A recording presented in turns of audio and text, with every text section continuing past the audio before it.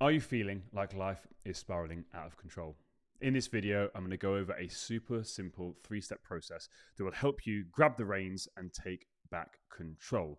But before we go into today's episode, don't forget to hit the subscription button and ring that bell so you don't miss any future episodes. If you're on Apple Podcast or Spotify, don't forget to give us a follow for the same reason that you won't miss a future episode.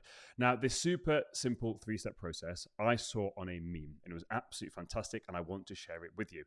And for me, it's what we used to do back in the day with computers. This is before Macs came along and became popular. When there was something going wrong with your computer, you used to do a simple 3-step process to figure out what was going on and recalibrate the computer. And that was Control, Alt, Delete. Now, this meme that I think I saw on Instagram, I'll post it up on the screen here, spoke about controlling yourself, altering your thoughts, and then deleting negativity. Now, I want to change that deleting negativity. I don't really like that because for me, you can't ever delete negativity. You can only just change how you approach that. So I'm going to change that last one to deleting excuses. So let's dive into them. So number one, control yourself. There's an old saying, where your attention goes, your energy flows. So when things are going a bit chaotic, where is your attention going? Are you focusing on yourself or are you focusing on other people? When you focus on you, you're focusing on the things that you can actually control and stuff you can actually do and change. When you're focusing on other people, you're focusing on something you have no right nor the ability to actually control. And it will lead you feeling more out of control and frustrated. So the first thing is actually, where's your attention going? Is it on you or is it on other people? Bring your attention back to yourself. Where your attention goes, your energy flows, and you want your attention and your energy on you so you can do something about it. It's going to help you control the controllables. And the only two things in life that you can control are your thoughts and your actions. So that's what we need to go back to. We need to go back to basics. Are we controlling our thinking and are we controlling our actions? The next one's about the thinking, so we're going to say that for a second. But when it comes to your actions, let's just look at our habits and our routines.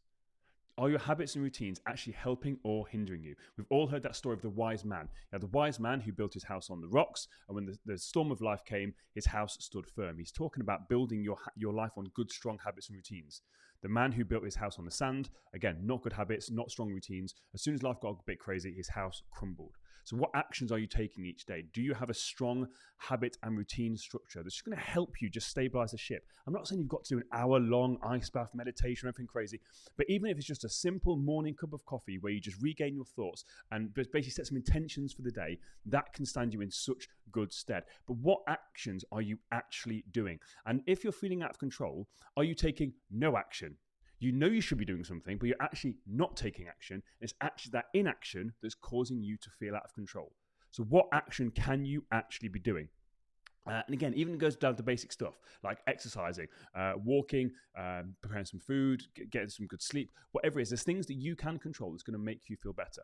If you're tired, if you haven't exercised, if you're eating rubbish food, like that's going to affect your thoughts. That's going to affect your mind. That's going to affect your outlook on the world. Just take it back to basics. So that's point number one, control yourself. Number two, alter your thinking. Thoughts are the most powerful thing that you possess. But are you having thoughts or are your thoughts having you? Are you in control of them or are they controlling you? You can't stop these intrusive thoughts popping up. You can't.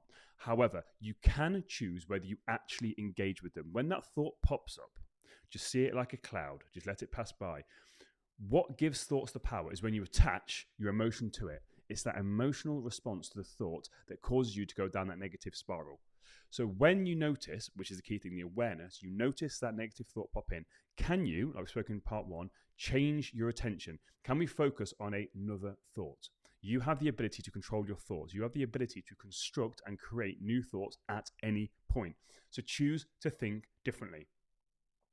Or just question the thought. When it pops up, rather than engaging with it in a negative way, this is interesting. Why am I thinking this way? Where has this come from? Start to actually question the thoughts, and then it will actually allow you to potentially get to the bottom of it. Now, if that thought is too intrusive, don't engage with it. But if it's just a thought this is really starting to frustrate me, ask it questions. Where have you come from? This is interesting. Like, why are you choosing now to come into my head? What are you trying to teach me? And again, just start to play with it. Nice and gently. Don't get attached. This is interesting. Because again, all you need to do is just change your thoughts. Again, I'm doing a whole podcast episode on this. I'm going to link it up in the top here where I take you through an exercise where you can basically construct new thoughts. Real simple, real easy. But what if you can construct a different thought? What if instead of this negative, disempowering thought, what if you could choose to think of something positive? How would your life look? Because this was my problem. I was so stuck on a negative thought pattern that I could never, ever, ever see the positive because I was so focused on all the negative stuff. I couldn't see the positives. Change your thoughts, and I promise you, it'll change your life. You've seen that meme everywhere, that thing, oh, change your thoughts, change your life. But it's that simple. Doesn't mean it's easy. Baking a cake is super simple, but I guarantee you, if you give me some instructions, give me the ingredients, although it's simple, I promise you I'll probably burn that cake.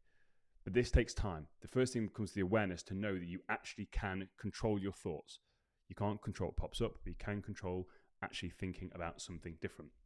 Now, before we go into the final point, don't forget, be sure to subscribe and hit that notification bell if you're on YouTube, if you're on Spotify or Apple Podcast. Give us a follow. Now, the final point, delete your excuses. You need to start being honest with yourself. If you are stuck and feeling a bit out of control with your life, you need to be honest because the truth will set you free. You need to start actually questioning some of the stories that you are telling yourself in your life. Are they helping or are they hindering you? For ages, I used to enable my behavior because I created a story around it that made me the victim. Are you doing the same? Is life against you? Is everything against you? Is it everyone else's problem and issue and fault apart from yours? Because if you go from relationship to relationship to relationship or job to job to job and there's other friends, you are the common denominator. And it's time that you just take some radical responsibility. It's time you actually stop making excuses for your life. It's time you actually deconstruct the story that you're telling yourself and get to the true essence. Am I the problem? If the answer is yes, what can I do about it? Why am I the problem? What have I done wrong? Why have I created a story where I'm the victim? Because every single time you tell yourself that story, you are then getting yourself into victim mode. And yes, the thing that may have happened may not be fair. It may not be your fault. It could be horrific. But if you stay stuck in victim mode, you are completely disempowering yourself and you're giving that person, situation, or thing all of your power. Take back control. Take back your power. Understand, deconstruct that story.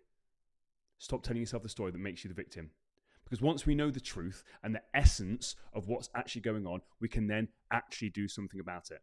That's what we want. What is the issue here? Why am I feeling stuck? What can I do about it? Do not make excuses for yourself. This is the hardest part. Actually taking a look in the mirror is the hardest thing you will do, but it's so rewarding. Stop allowing yourself to ruin your life. Take responsibility, move your life forward. Until next time, guys, take it easy.